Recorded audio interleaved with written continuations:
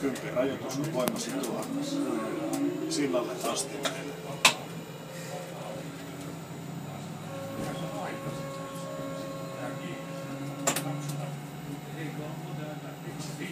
Nyt saa mennä kovemmin.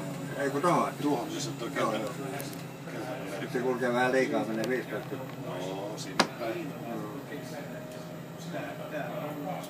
Joo, tästä sitten voi mennä lujempaa.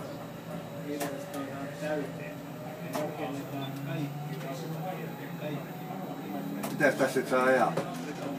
80. Jaa, niin paljon on. Niin, nyt se on täydessä jo. Joo. Joo, sitten kun ottaa tästä pois, siitä jää vero pois. Joo, silloin rullaa vapaalla sen jälkeen. Joo. Niin kauan kuin vauhtia riittää. Joo.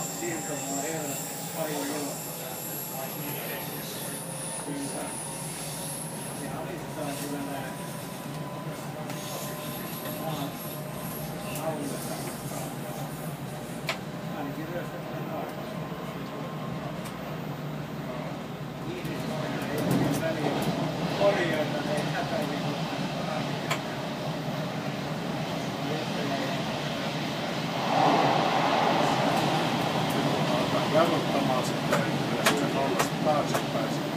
Jarrutuspuolella lisäkiviä sitten laitetaan 5 rajoitusta. Joo.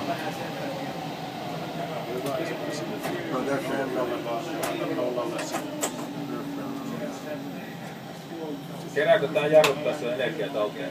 Ei kerää. Ainoa mihin käytetään tuota jarrutusenergiaa niin on talvella lämmittäminen. Joo.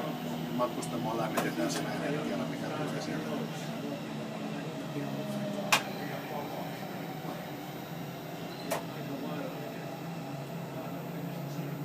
Jos lukee matkustajien palautetta, niin ne luulee varmaan, että me kesälläkin lämmitetään, että on aika lämpimiä nämä vaunut. Joo, sitten pysähdytään tuohon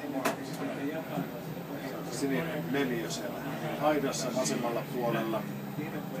Se pitäisi saada siihen sivuikkunan kohdalle.